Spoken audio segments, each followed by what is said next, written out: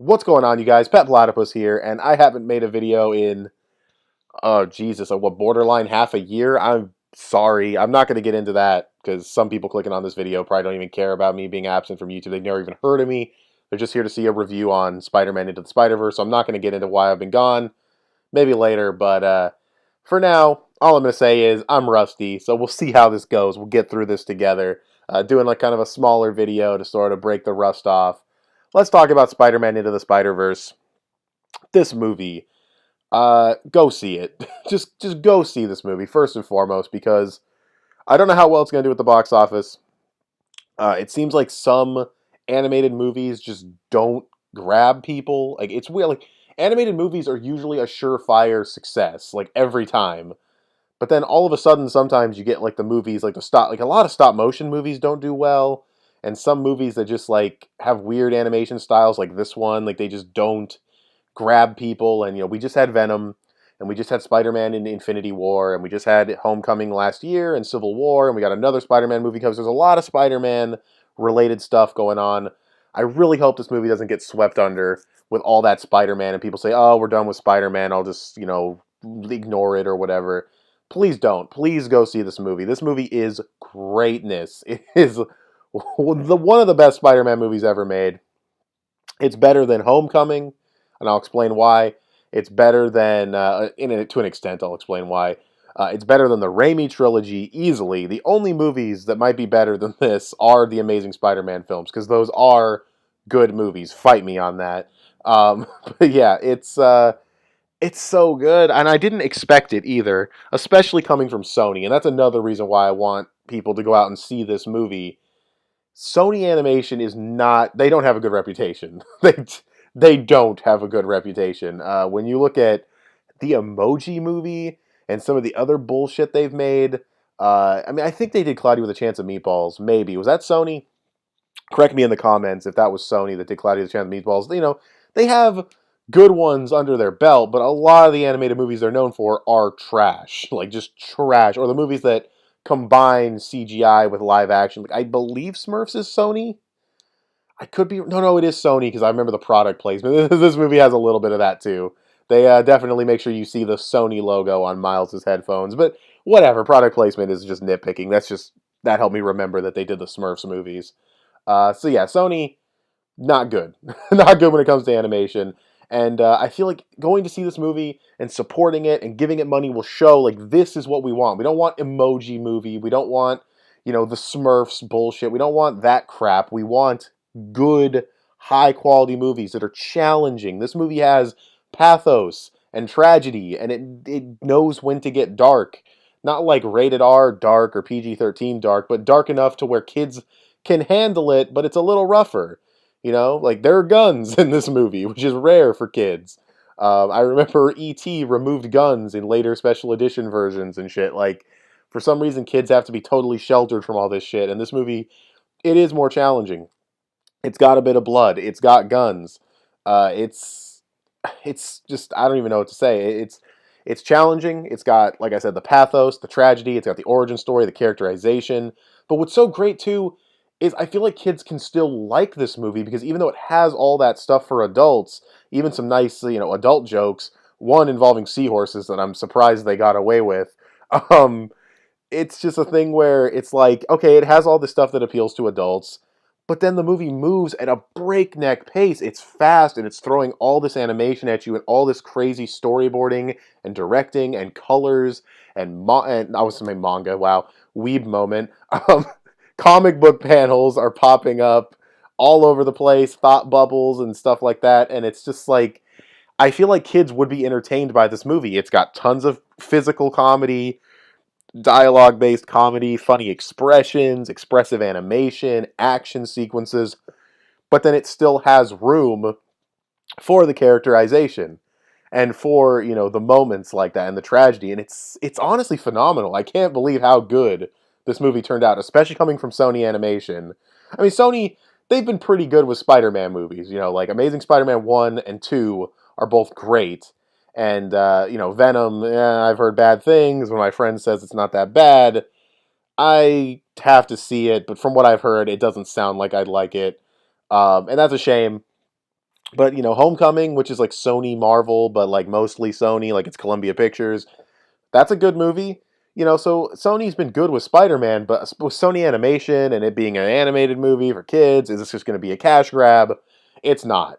There is a massive amount of effort being put into this, and it's just, it's again, I'll just go down. Great animation, great colors, unique style, phenomenal storyboarding, phenomenal directing, great voice acting, great characterization. I'm really sucking this movie's dick right now. Is it perfect? No, it's not perfect. I do think in one case the breakneck pacing of the movie goes against it, and it's the relationship between Miles and another character. I won't say who it is. It's not his dad. I actually think the dad relation. I don't want to get like confusing. The relationship with his dad is really well done, and his relationship with alternate reality Peter Parker is really well done. It's another character who I don't want to spoil. I guess. I mean, I don't know. I guess I could say it's his uncle, Aaron Davis. The reason why I didn't want to spoil who it was is if you've read the comics, then you know things about Aaron Davis. That's kind of like, oh, I can kind of see where that's going in a sense. But yeah, so but I feel like Miles is like popular, but not like mainstream enough for most audiences. Like my friend didn't know what was going to be going down, so I thought, okay, yeah, I'll talk about it. Why not? Yeah. So his relationship with his uncle Aaron Davis, it's there, and they have some nice moments together. But I feel like for what the movie's going for, they really would have just hit you like right in the feels if they had given that relationship a bit more time and a bit more fleshing out. But what's there is good, and all the other character relationships are good. I just think the breakneck pace of the movie does hurt stuff like that. But I mean, they have time for Miles's characterization. They have time for alternate reality Peter Parker's characterization. They have time for so much in this movie.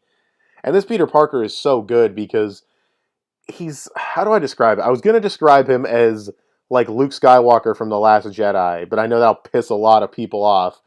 But I mean, I like what they did with Luke, and I love what they did with this character too. Um, he's been Spider-Man for a long time. A lot of tragedy has hit him. Things didn't work out with Mary Jane.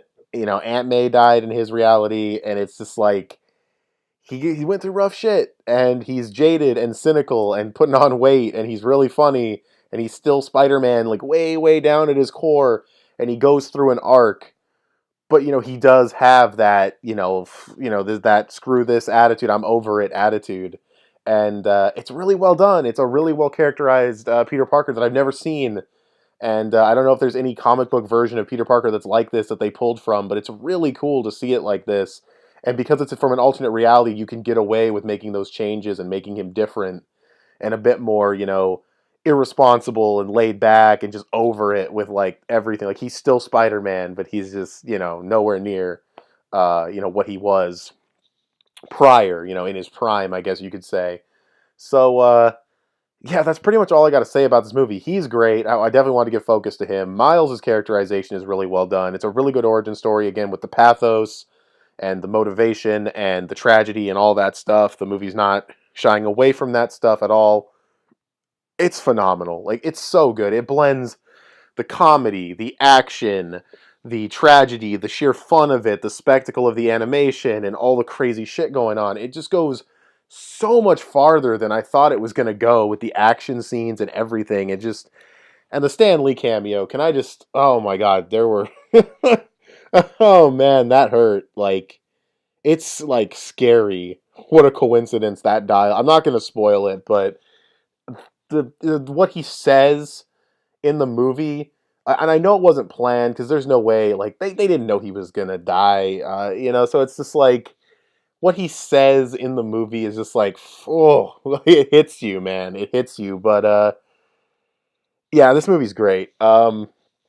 It's easily like a 9 out of 10, a 9.5. Pure entertainment value wise, it might even be like an 11 from me. I'm not going to give it like the full like clapping animation I usually do because it's not like a definitive 11 out of 10 for sure, but it's really good. It's the best Spider-Man movie since The Amazing Spider-Man 2, and it knew how to be darker than Homecoming. Like that's the thing. Like Homecoming's not a bad movie, but when it comes to depicting Spider-Man, there's almost no consequence and almost no like any kinds of like dark moments that he has to deal with. I'm not saying full blown tragedy, but just something. Like the animated movie that's targeted towards kids was darker than the live action movie that was targeted towards adults. I guess, and kids also, but still, like, for everybody. The movie for everybody was outshined by this movie that is supposed to be targeted for kids, but is better at being for everybody than Spider-Man Homecoming, if that makes sense. It's more cohesive, the plot makes more sense. It's just, I don't know. Like, the only thing I could say Homecoming has better is villain. I would say that the Vulture is a better villain than the Kingpin in this movie. But this Kingpin is still solid enough. His design's a little crazy. You kind of have to get used to his design. It's pretty ridiculous, but he's got the motivation, and he's got the power, and a little bit of intimidation. Not great, not the best Kingpin I've ever seen. This ain't like fucking Daredevil 2.0 when it comes to Kingpin, but I'm going on 11 minutes now, and there's not a lot I think I'm going to cut out of this review, so I don't want it to go on much longer. Like I said, 9.5 out of 10. It has a couple of little nitpicks. I feel like, if you don't like the colors in the trailers and they really bother you, they're probably going to bother you on the big screen because they get even crazier, and that might be a distraction for you. If this movie's in 3D, don't even see it in 3D. You'll die. Like, it just gets insane with the colors and throwing shit at you. It's wild. You'll probably die if you see it in 3D. Have a heart attack and just die right on the spot. But yeah, I don't know what else to say. That there's that to consider, and like I said, a little bit of rushed character relationships, but not that bad. Honestly, it's still there. Like you get it. Like it's a little bit more telling, not showing, but you get it, and I think that's good enough. It's good enough with everything else they cram into the movie. It's really well paced as far as fast pacing goes and fitting everything in without, for the most part, feeling rushed. Yeah, it's 2 hours longer than most kids' movies, but again, I think kids will enjoy it because it throws so much at them while also having a lot of stuff for the adults. It's insane. Like it's so good. Yeah, it's great. It's one of the best animated movies of the year for sure. Caught me by complete surprise. I expected to like it. It looked good from the trailers. Sony Animation doesn't have the best reputation, but they hit it out of the park. And of course, that is thanks to like Phil Lord and Chris Miller being involved, but still, take your W's where you can take them.